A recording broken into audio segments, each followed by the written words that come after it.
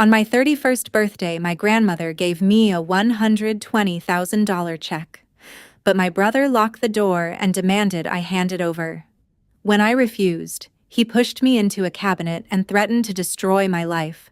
But he didn't know the funds were already held. I'm glad to have you here.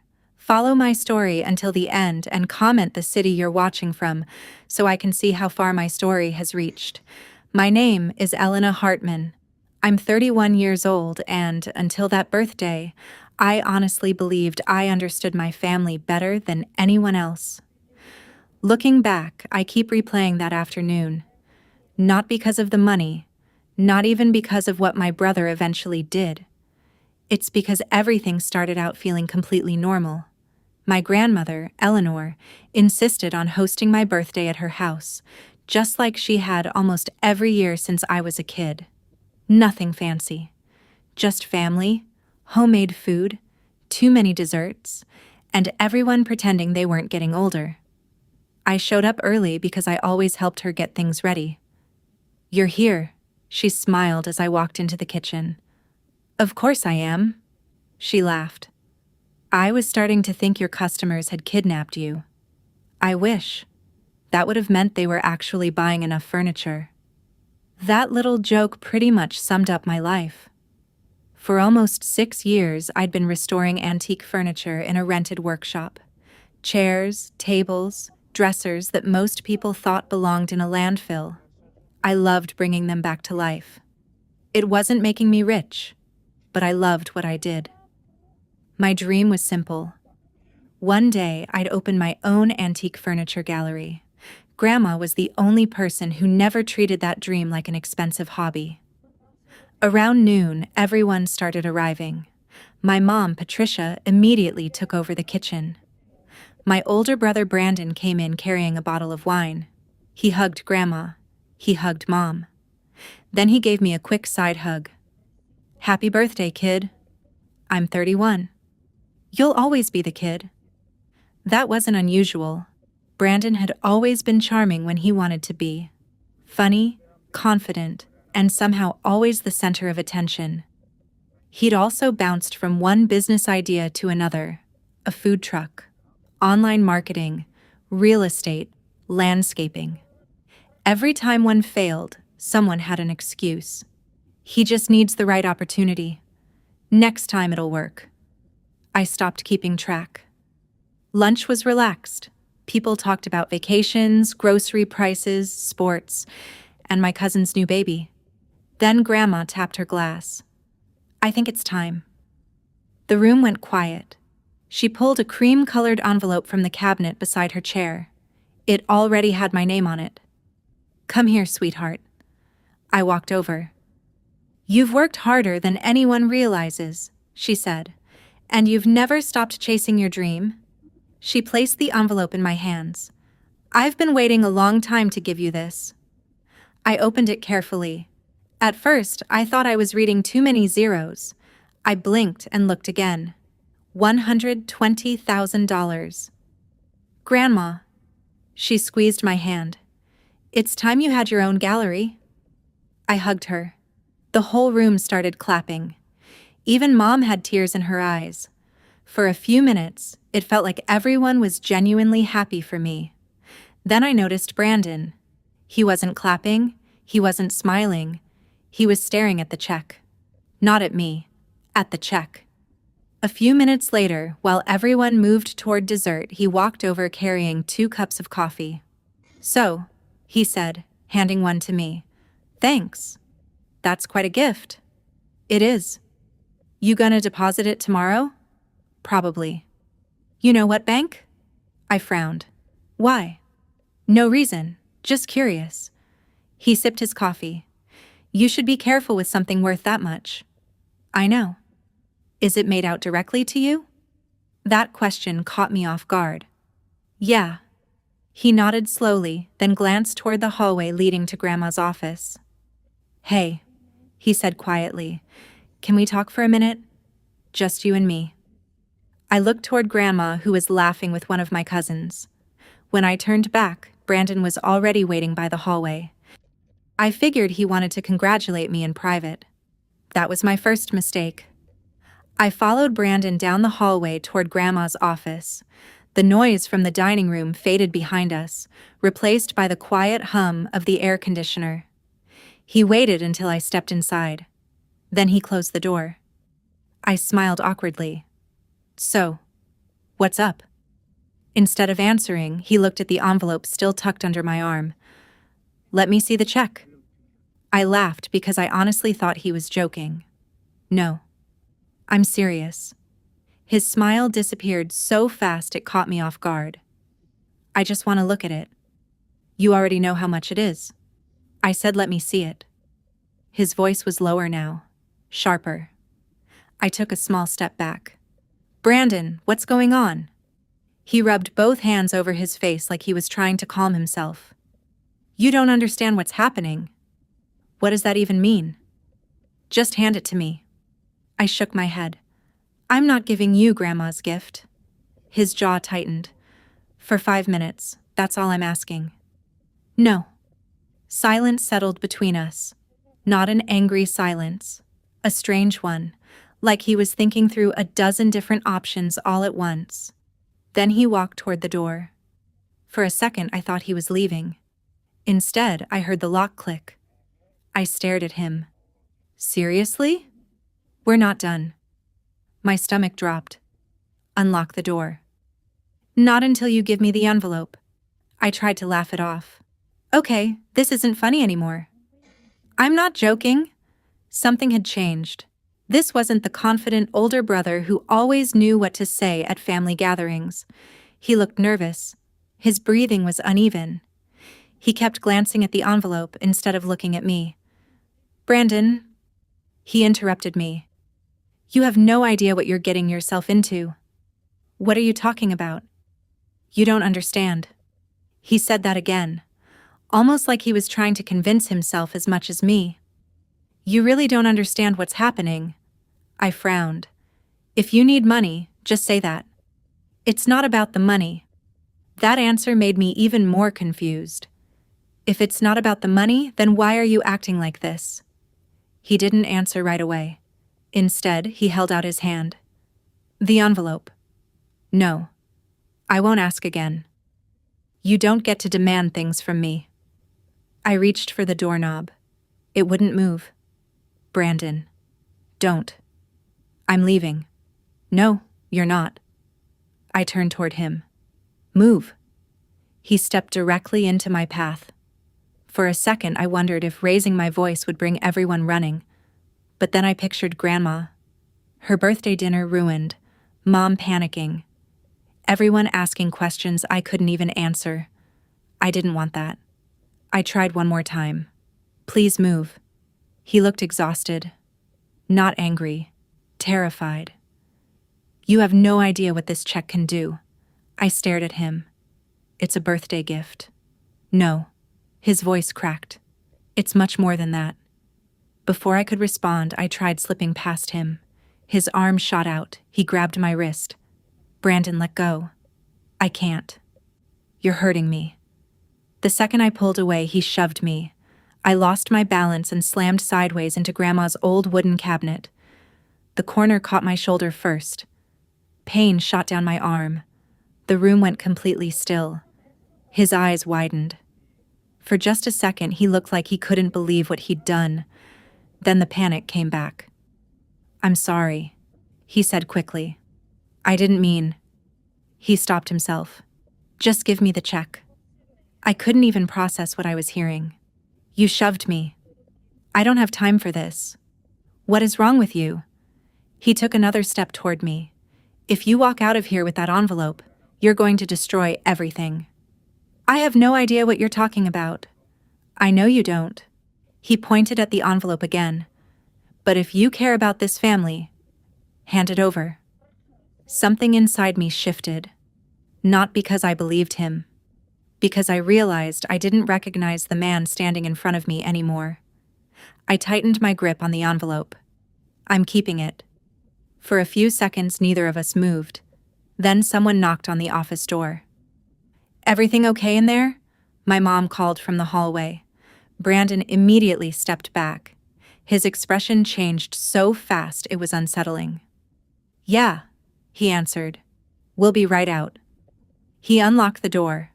I walked past him without saying another word. The rest of the evening felt painfully normal. Everyone laughed. Dessert was served. Brandon acted like nothing had happened. Only once did our eyes meet across the table. He didn't smile. Neither did I. I barely slept that night. Just after sunrise, I picked up the envelope, grabbed my keys, and headed straight to the bank without telling anyone where I was going. The bank had just opened when I walked in. I hadn't called ahead. I hadn't told my mom or grandma where I was going. Honestly, I didn't want anyone talking me out of it. I just wanted the check safely deposited so I could stop thinking about what had happened with Brandon. The bruise on my shoulder had already started turning purple beneath my sweater. I kept telling myself it didn't matter. I'd deposit the money, go back to my workshop, and eventually Brandon would apologize for whatever had gotten into him. At least, that's what I wanted to believe. A teller greeted me with a smile. "Good morning. How can I help you today?" "I'd like to deposit a check." She glanced at the amount and her expression changed. "One moment, please." She disappeared into the back office. A minute later, a man in a navy suit walked over and introduced himself. "Good morning. I'm Victor Langley, the branch manager. Would you mind stepping into my office?" That wasn't exactly what I'd expected, but large checks usually meant extra paperwork. "Sure." His office overlooked the lobby. He motioned for me to sit while he carefully typed information into his computer. I slid the check across the desk. He compared it with the screen. Then he stopped typing. His eyebrows pulled together. He looked at the check again, then back at the monitor. I waited. "Is everything okay?" He didn't answer immediately. Instead, he clicked through several more pages. Finally, he looked at me. "Ms. Hartman." His tone had changed. "When did you receive this check?" "Yesterday." "And this is the first time you've attempted to deposit it?" "Yes." He nodded slowly. "I'm sorry, but according to our system..." He turned the monitor slightly toward himself again. "This check has already been submitted." I blinked. "I'm sorry?" "It was deposited digitally." I actually laughed. "That's impossible." "I understand why you'd say that." "No, you don't understand. I've had the check with me since yesterday." He studied my face for a moment. "Have you allowed anyone else to access it?" "No." The answer came out faster than I intended. Then Brandon flashed through my mind. He had wanted the check. Desperately. But he'd never actually gotten it. Victor continued reviewing the file. "The digital deposit was made approximately 50 minutes before you arrived." I stared at him. 50 minutes? "Yes." "That doesn't make any sense." "I agree." He printed a page and looked over it carefully. The funds weren't deposited into a personal checking account. "Where did they go?" He hesitated. "A business account." "I don't own a business account." "The receiving account is registered under the name Hartman Estate Consulting, LLC." I frowned. "I've never heard of that company." "It appears to be registered under your identity." "My what?" "Your driver's license information, your address, and your social security number." For a second, I honestly wondered if he'd mixed up my file with someone else's. There has to be a mistake. I hope there is. "I've never opened an LLC." "I believe you." That surprised me. "You do?" He leaned back in his chair. "Because people attempting fraud usually don't walk into the branch carrying the original check." Neither of us spoke for a few seconds. I looked down at the envelope still sitting on his desk. My hands had started shaking. Can someone just steal my information like that? It does happen. Can they steal the money too? That's what we're trying to determine. He clicked into another section of the account. "I'd like to ask you a few more questions." "Okay." Did anyone recently ask unusual questions about this check? I hesitated. My mind immediately went back to Brandon asking which bank I planned to use, whether the check was made out directly to me, whether I'd deposit it the next morning. At the time, those questions had felt strange. Now they felt calculated. I swallowed. My brother was very interested in it. Victor didn't react. He simply made a note. Were there any disagreements involving the check? I looked down at the bruise forming on my arm. Yes. He noticed where I was looking but didn't ask. Instead, he turned back to the computer. A few more seconds passed. Then his expression shifted again. This time, it wasn't confusion. It was concern.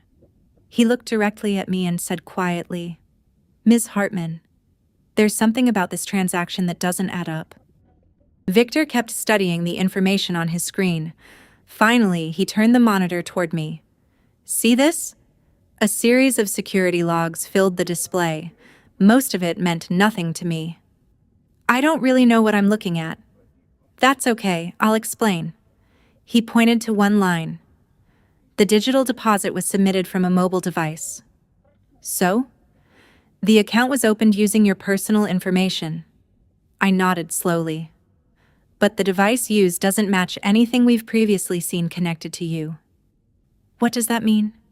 It means whoever opened the account wasn't using one of your recognized devices. He clicked another page. Our system also compares additional security data. Like passwords? Among other things. He hesitated before continuing. Device fingerprints, login behavior, biometric verification. I stared at him. So, the system knew it wasn't me? It suspected something wasn't right. A little of the tension left my shoulders. So the money's gone? No. I looked up. No? He shook his head. The funds haven't been released. I felt myself exhale for what seemed like the first time all morning. They're being held. Why? Because the transaction triggered several security alerts before it could be completed. I leaned back in my chair. For a few seconds, I couldn't think of anything to say. The money wasn't gone. At least, not yet. Victor folded his hands together. At this point, we're treating this as a potential identity theft case. Those words sounded much bigger than anything I'd imagined when I walked into the bank. Identity theft. Not a banking mistake. Not a paperwork error. Someone had deliberately used my information. What happens now? I asked. Our fraud investigation team will review everything before any funds are released. Do I need to call the police? We'll coordinate with the appropriate investigators if necessary. He paused. But I'd recommend you avoid discussing this with too many people until we know exactly what happened. I nodded automatically. Then my eyes drifted to the envelope still lying on his desk. The original check. Brandon wanted it. Not just once. He'd practically begged for it. Then he'd tried to force me to hand it over. At the time, none of it made sense. Now another thought crept into my mind. What if he hadn't wanted the money? What if he'd wanted the paper? The original check? If someone had already submitted a digital image of it, wouldn't the original be the one thing proving I still had it? I looked back at Victor. If someone had both the digital copy and the original, he watched me carefully. Would that matter? It could. In what way? The original document often becomes important evidence during a fraud investigation. Evidence. The word settled heavily in my mind. Suddenly, Brandon's panic felt different. He hadn't argued about how Grandma was being unfair. He hadn't complained that I didn't deserve the money. He'd kept asking for one thing, the envelope, the check, nothing else. I felt cold despite the warm office. Victor noticed my expression. "Ms. Hartman?" I stopped myself. I wasn't ready to accuse my own brother. Not yet. "I think someone knew about this check before I walked in here." He wrote another note. "If that's true, every detail could become important." A soft knock interrupted us. Victor stood. "I'll be right back." He stepped outside his office for less than a minute. When he returned, his expression had changed again. "You have a visitor." "A visitor?" He nodded. She seemed very concerned. Before I could ask another question, the office door opened. Grandma rushed inside without even waiting to be invited. Her eyes landed on me first, then on the dark bruise showing beneath the sleeve of my sweater. She walked straight over.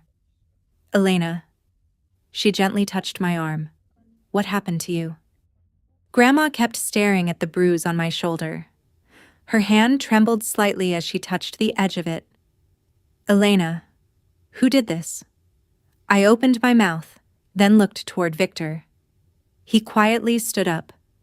"I'll give you two a moment." As soon as the office door closed, Grandma looked back at me. "Tell me the truth." I wanted to protect her. For one ridiculous second, I almost blamed it on bumping into something, but I couldn't. "Brandon pushed me." She froze. "What?" "He locked me in your office last night." Her face drained of color. "He demanded the check. When I tried to leave, he shoved me." She slowly sat down across from me. "No." I nodded. "I didn't tell anyone because I thought he'd lost his temper. I figured he'd calm down." She covered her mouth with one hand. I should have noticed something was wrong. I reached across the desk. "This isn't your fault." But she wasn't listening anymore. She kept staring at the floor, almost as if pieces of old memories were suddenly fitting together. A soft knock interrupted us. Victor returned with a woman carrying a tablet and a folder. "Ms. Hartman," he said, "this is Naomi Bennett from our financial investigations team." Naomi offered a small, reassuring smile. "I know this is overwhelming." "It is.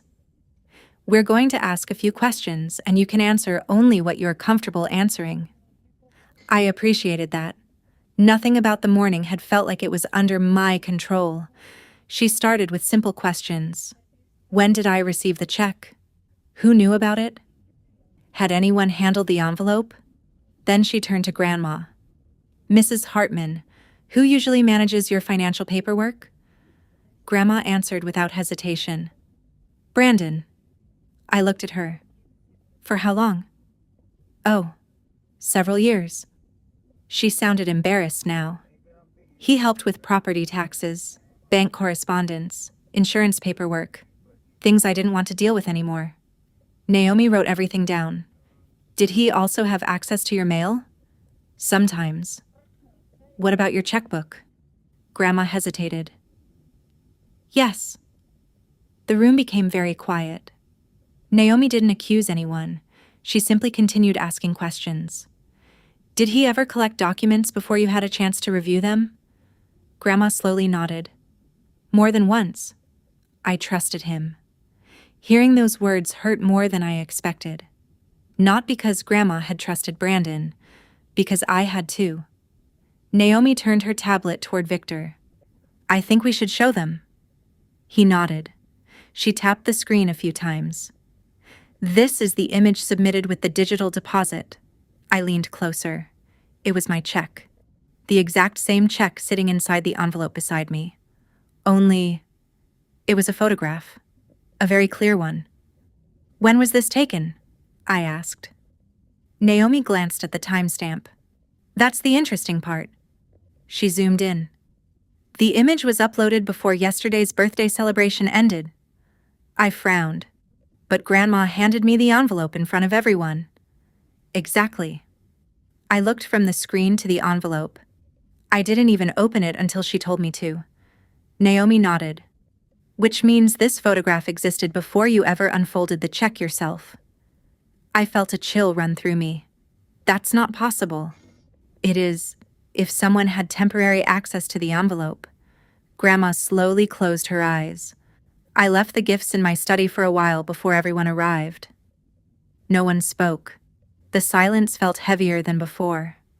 Naomi finally broke it. "We're not drawing conclusions yet.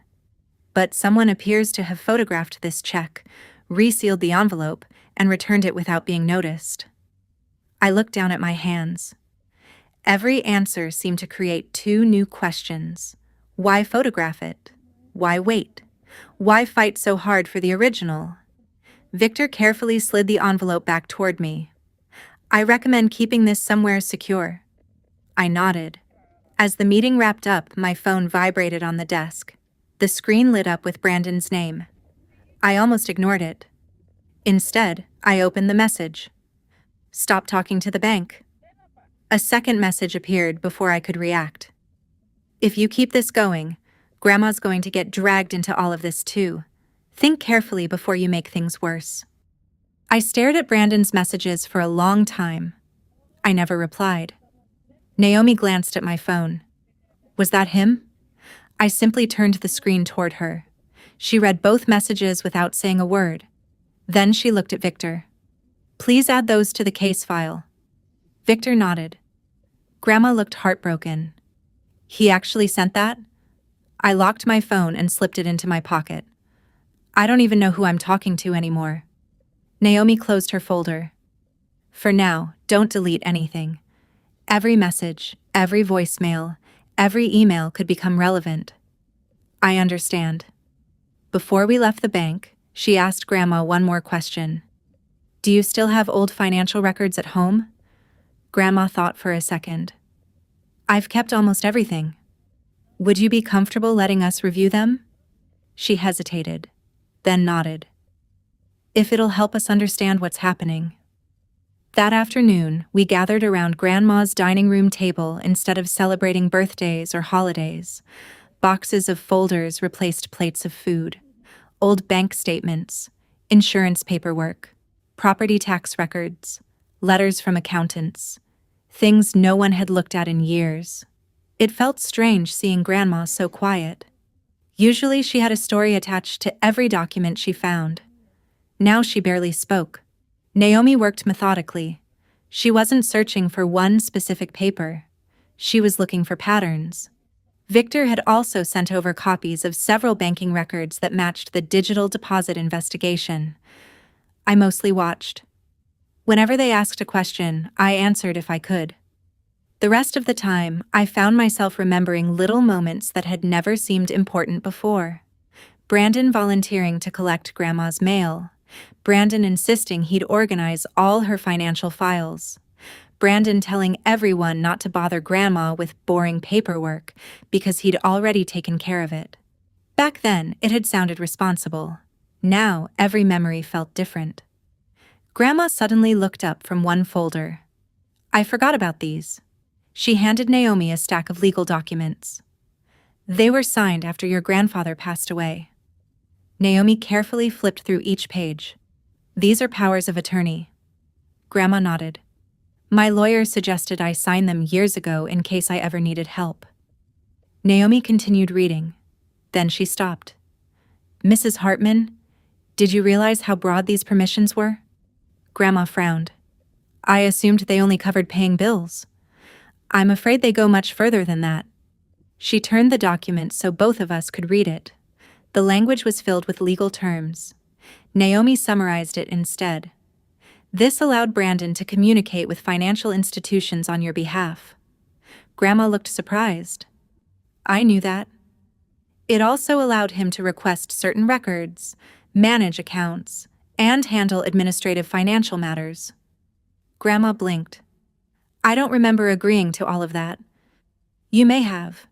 These documents are several years old. She leaned back in her chair. I trusted him. No one argued with her, because we all had. The room stayed quiet until Naomi asked another question. Did you ever revoke these? I don't think so. She made another note. We'll need copies. As the afternoon went on, small inconsistencies kept appearing. Nothing dramatic. Just little things. A missing statement here. A folder filed under the wrong year. An envelope that should have contained tax documents but was empty. Individually, none of it proved anything. Together, it felt harder to dismiss. Even Grandma noticed. Why would these papers be missing? No one answered. Near sunset, Naomi gathered several statements into one stack. She studied them twice before calling Victor. "Can you compare these payment records with the business account we discussed earlier?" A few minutes later, Victor called back. Naomi listened without interrupting. Then she thanked him and ended the call. She slowly looked at both of us. "I think we've found something." Grandma straightened in her chair. "What is it?" Naomi slid 3 bank statements across the table. "They all show transfers that shouldn't be here." I leaned closer. The payments were spread out over many months, not large enough to draw attention. But they were there. The same unfamiliar company name appeared again, and again, and again. Naomi tapped the first transaction with her pen. "I'd like to know why your family's money has been going to this account for much longer than anyone realized." Naomi spread several bank statements across Grandma's dining room table. Each one had a yellow sticky note marking the same type of transaction. Different dates, different amounts, the same company. "Hartman Estate Consulting LLC," she said. "We've now found payments going back almost 2 years." Grandma slowly adjusted her glasses. "I don't remember approving any of these." "You may not have," Naomi replied. Victor joined us over a video call from the bank. "We checked public business records." "And?" I asked. "The company exists." I waited. "But barely." "What does that mean?" "It has almost no legitimate business activity. No employees, no public projects, no visible clients. Just enough paperwork to appear legitimate." Naomi flipped to another page. The payments weren't huge. I looked down. A few $100s, then a little over 1,000. Another payment several weeks later. "They're small enough that most people wouldn't question them," she explained. "But together..." She turned the calculator toward us. The total appeared on the screen. $82,417.63. Grandma covered her mouth. "Oh my God." The room went completely silent. I wasn't even thinking about my check anymore. This had started long before my birthday. Long before Brandon cornered me in the office. Someone had been quietly moving money for years. Mom arrived about 20 minutes later. Grandma had asked her to come over. She walked into the dining room, looked at all the paperwork, and immediately frowned. "What's all this?" Grandma explained everything as calmly as she could. Mom listened without interrupting. When she finally spoke, she sighed. "I know Brandon makes mistakes." I looked at her. "But this feels like everyone's assuming the worst." Naomi remained professional. "We're following financial records, Mrs. Hartman. I'm just saying, there could be another explanation." "What explanation?" I asked. Mom looked at me. "Maybe someone used his name." "No one's using his name. The investigation isn't finished." I could feel my frustration building. "Mom, he shoved me." "I know." "He threatened me." "I know." "He texted me telling me to stop talking to the bank." She looked away. I don't want to believe my son would do something like this." For a moment, I almost felt sorry for her. She wasn't choosing between 2 opinions. She was choosing between her children. Grandma quietly reached over and placed her hand on Mom's. "Patricia." Mom didn't look up. "You've spent years protecting him." "I was trying to help him." "I know. But helping someone isn't the same as refusing to see what they're doing." Mom's eyes filled with tears. No one argued after that. The silence wasn't angry anymore. It was exhausted. Before leaving, Naomi asked if she could speak with me privately. We stepped onto Grandma's back porch. The evening air felt cooler than it had all day. "We're missing one thing," she said. "What?" "We need to understand why he wanted the original check so badly." "I've been wondering the same thing." She nodded. "I think there's a way to find out." I folded my arms. "What are you suggesting?" "I'd like you to call Brandon." I stared at her. "He won't tell me anything." "He might." "I doubt it." "Not if you accuse him." She paused. "But if he believes you're unsure, if he thinks you're willing to cooperate..." I immediately understood. You want me to keep him talking? She gave a small nod. We'll record the conversation with your permission. I looked back through Grandma's kitchen window. Mom was quietly helping clean up the stacks of paperwork. Grandma sat at the table looking older than I'd ever seen her. Part of me wanted nothing to do with Brandon ever again. Another part wanted answers. Real ones. Naomi waited patiently. Finally, I took a slow breath. I pulled my phone from my pocket and found Brandon's number. My thumb hovered over Brandon's name for several seconds before I finally pressed call. Naomi sat across from me at Grandma's dining room table. A small digital recorder rested beside her notebook. She looked at me and quietly said, "Don't argue with him. Let him do most of the talking." I nodded, even though my heart was pounding. 1 ring, 2, 3. Finally, he answered. "Hello?" His voice sounded calmer than I expected, almost normal. "Hey," I said.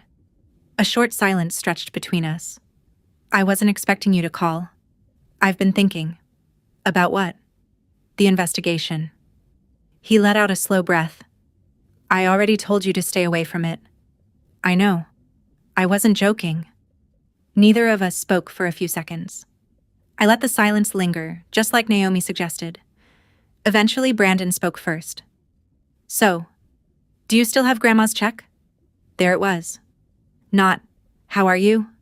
Not, "Are you okay?" Just the check. "It's still with me." Another pause. Then he quietly said, "Good." Naomi immediately glanced up. I kept my voice steady. "Why are you so worried about it?" "You wouldn't understand." "Then explain it." "I can't." "You can." He sighed loudly. "Elena, please don't make this harder than it already is. I'm not the one who locked someone in a room." I said I was sorry. "You shoved me." "I know." "You threatened me." I panicked. "About what?" He ignored the question. "Has the bank released the funds yet?" That caught my attention. "No." Another silence. Then I heard him mutter something under his breath. "What did you say?" "Nothing." "You sound nervous." "I'm fine." "No, you're not." He gave a dry laugh. "You always think you know everything." "I know enough to realize you're hiding something." "I'm trying to fix it." "Fix what?" "The situation." "What situation?" He hesitated. When he finally spoke, his voice dropped. "If you just give me the original check..." He stopped. I waited. "I can clean everything up before the bank finishes." Naomi slowly lifted her eyes toward mine. I asked one more question. "Why do you need the original?" "You don't need to know." "I think I do." He grew impatient. "Because once the original is..." He stopped himself. A long pause followed. "I mean, once I have it, I can straighten everything out." The slip was small, but it was enough. He wasn't talking about the money anymore. He was talking about the document itself. "Brandon." For the first time, my voice softened. "If something happened, just tell me." "I can't." "Why?" "Because it's already too late." For a second, I honestly thought he was about to confess. Instead, he quietly said, "Please, just trust me one last time." Trust. That word hit harder than I expected. "I trusted you yesterday." Silence. "I trusted you when you asked me into Grandma's office." Still nothing. "I've trusted you my whole life." Finally, I said, "I'm not giving you the check." His breathing became heavier. "Then don't blame me for what happens next." The line went dead. Naomi stopped the recorder and replayed one section. "If you just give me the original check, I can clean everything up before the bank finishes." She looked at me. "That's exactly what we needed." "You think he'll realize what he admitted?" "I don't think so." Later that afternoon, Victor called. The fraudulent business account had officially been frozen while investigators reviewed every transfer. No one could move the money. For the first time in days, I felt a little relief. It lasted only a few hours. That evening, my phone exploded with notifications, texts, missed calls, voicemails. At first, I assumed Brandon was trying to contact me again. He wasn't. It was relatives. An uncle asking why investigators were involved. A cousin wondering whether Grandma was okay. Another cousin asking if Brandon had really stolen from the family. Someone had been talking, and they weren't telling the truth. Then my Aunt Denise called. She sounded uncomfortable before she even said hello. Elena, I hate asking this. Go ahead. I just got off the phone with Brandon. I closed my eyes. What did he tell you? She hesitated. He said you've been manipulating Grandma. I couldn't believe what I was hearing. He told everyone you're trying to convince her to leave the entire inheritance to you. Before I could answer, she quietly added, he also said you're making up the fraud accusations because you've always wanted everything for yourself. A long silence settled between us. Then she asked in a careful voice, Elena, is any of that true? For a moment, I couldn't answer. Then I took a slow breath. No. Another silence. I never asked Grandma for anything. I know, Aunt Denise said quietly. That's why I wanted to hear it from you. That meant more than she probably realized. At least someone was willing to ask instead of assuming. By the time we hung up, I'd already missed several more calls from relatives. Some sounded concerned, others sounded suspicious. Brandon wasn't just defending himself anymore. He was trying to shape the story before anyone else could. Naomi wasn't surprised. When people feel trapped, she told me, they often attack someone else's credibility instead of defending their own.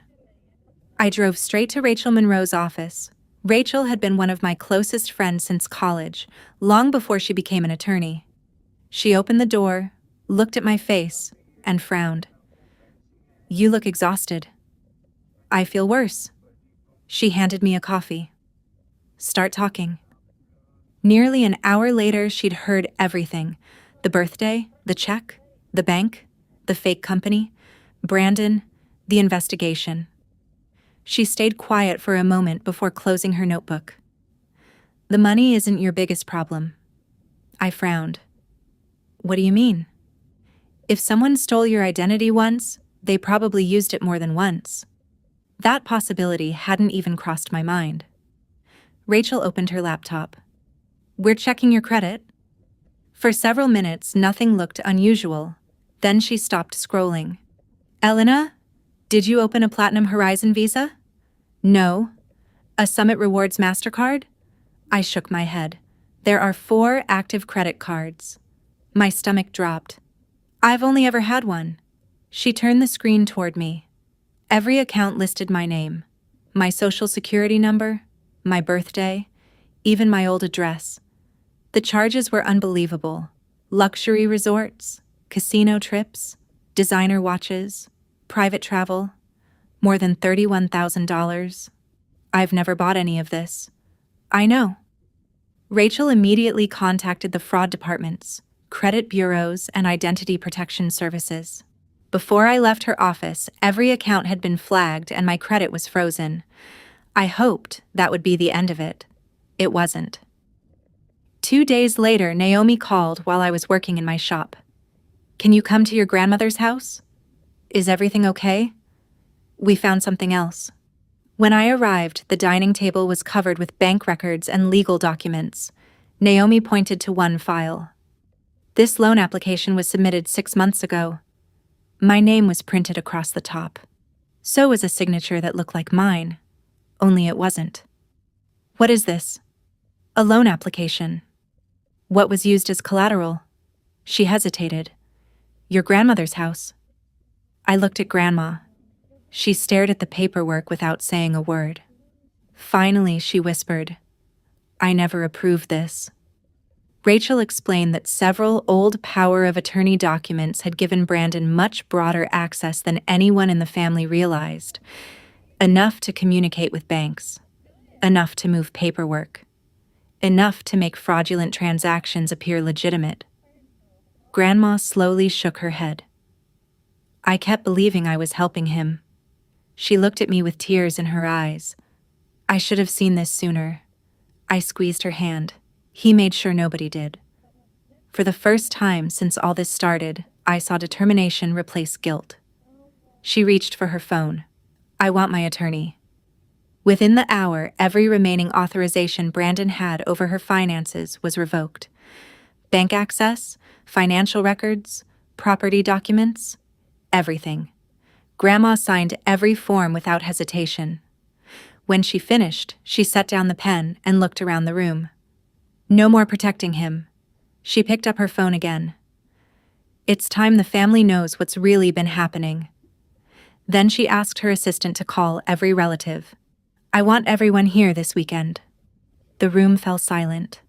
No one questioned her decision. The family gathering felt nothing like the birthday party where all of this had started. No one laughed. No one lingered in the kitchen making small talk. Grandma had asked everyone to come, but this time Naomi and another investigator were also present. They weren't there to accuse anyone. They were there to observe. One by one, relatives filled the living room. Some avoided looking at me. Others quietly apologized for believing the rumors Brandon had spread. I appreciated it, but I was too exhausted to care about being proven right. Then Brandon walked in.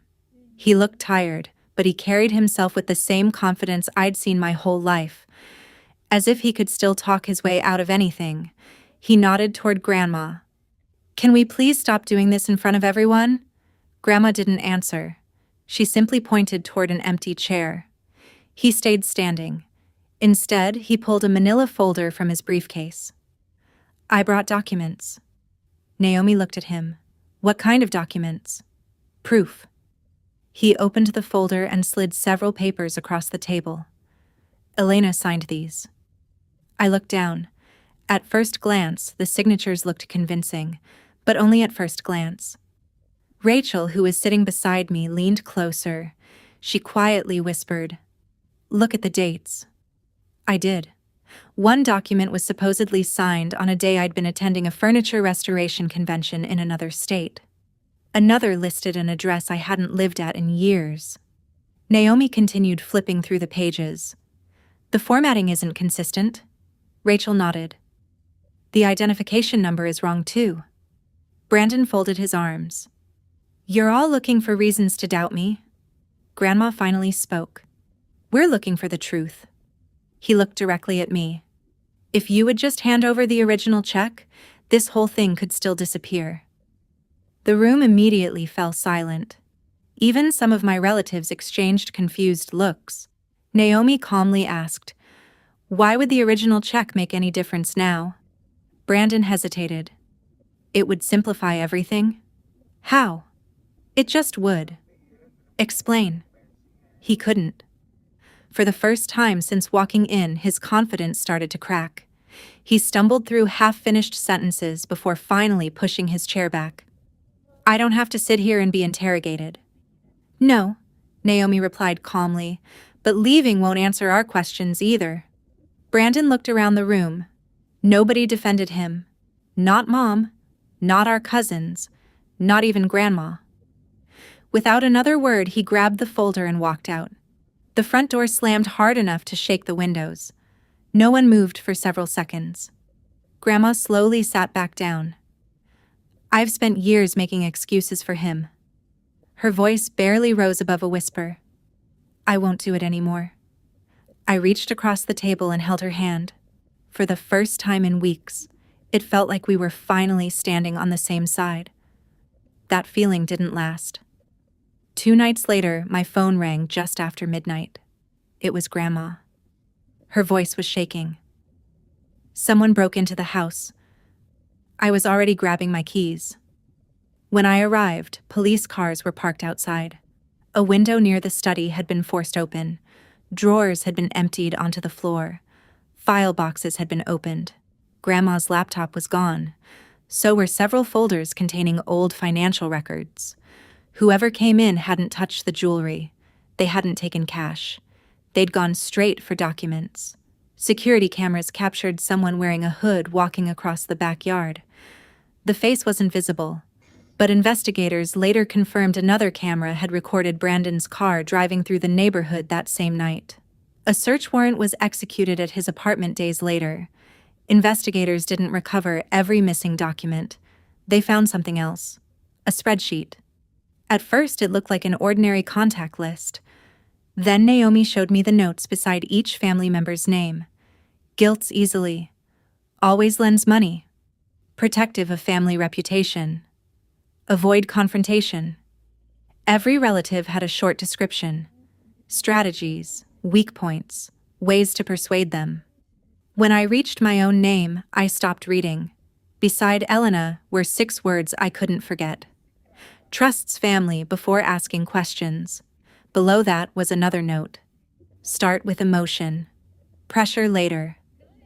I stared at the screen without speaking. Naomi quietly closed the laptop. I think this tells us more than any bank record. Months passed before the next family gathering was finally scheduled. This time, I wasn't walking into that room hoping people would believe me. I was carrying one piece of evidence no one had heard yet. Not even Brandon knew I still had it. Everyone was already seated when I walked into Grandma's living room. This time, no investigators needed to explain why we were there. Everyone already knew. Brandon arrived a few minutes later. He looked around the room and gave a tired smile. So, are we doing this again? Nobody answered. I quietly placed my phone on the coffee table.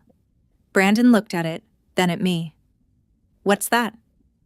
The conversation we had. His expression changed. What conversation? The one where you asked me for the original check. He immediately shook his head. I don't know what you think you recorded. I pressed play. His voice filled the room. If you just give me the original check, I can clean everything up before the bank finishes. No one interrupted. The recording continued. Please, just trust me one last time. When it ended, the room was completely silent. Brandon looked around, searching for someone to defend him. Mom stared at the floor. Grandma didn't even look in his direction. Finally, he spoke. You're taking that out of context. Naomi calmly slid another folder onto the table. The bank's forensic report isn't. She opened it. Every fraudulent login, every device used, every digital signature, every transfer connected to the fake company. The metadata pointed back to devices investigators recovered during the search of Brandon's apartment. There wasn't much left to argue about. For the first time since this started, Brandon looked genuinely defeated. He rubbed both hands over his face. I never planned for it to get this far. Grandma quietly asked, Then how far did you plan for it to go? He didn't answer. Instead, he whispered, I was going to fix everything. Nobody believed that anymore. The legal process continued for months. Brandon eventually accepted a plea agreement rather than taking the case to trial. Some of the money was recovered through restitution. Some wasn't. The debt created under my name was removed, but clearing my credit history took much longer than I expected. Life didn't suddenly return to normal. It couldn't. The hardest part wasn't replacing paperwork or closing fraudulent accounts. It was realizing my own brother had spent years learning exactly how everyone in the family thought, what made us feel guilty, who would trust him, who would stay quiet. He hadn't only stolen money, he'd used our relationships as tools. That hurt more than any financial loss ever could. A few months later, I signed the lease on a small building downtown. Not a huge showroom. Not the dream gallery I'd once imagined. Just enough space for a workshop in the back and a bright display room in the front. Grandma came by the morning I unlocked the doors for the first time. She smiled as she looked around. You finally did it. We finally did it. She laughed softly. No, she said. You earned this. Mom visited a few weeks later. Things between us weren't magically fixed. There were awkward conversations, some apologies, some days when neither of us knew what to say. Eventually, we started meeting for coffee instead of talking only when there was a family problem. It wasn't perfect, but it was honest. Brandon wrote to me more than once. Most of the letters were apologies. I read every one of them. I never replied. Forgiveness and trust turned out to be two very different things. I could let go of the anger without inviting him back into my life. That was a boundary I finally understood how to keep. Sometimes people ask whether opening my gallery was the happiest part of this story. It wasn't. The happiest part was walking into that space every morning without wondering who was lying to me. That kind of peace is worth more than any check could ever be. If this story reminds us of anything, it's that trust is one of the most valuable things we ever give another person. Once it's broken, healing is possible, but rebuilding trust takes far more than an apology, and sometimes protecting your peace means loving someone from a distance. If this story resonated with you, I'd love to hear your thoughts. Have you ever had to set a difficult boundary with someone you cared about? Share your experience in the comments. If you enjoy real-life family drama stories like this, don't forget to subscribe so you won't miss the next one. Thank you so much for staying with me until the end. Take care of yourself, and I'll see you in the next story.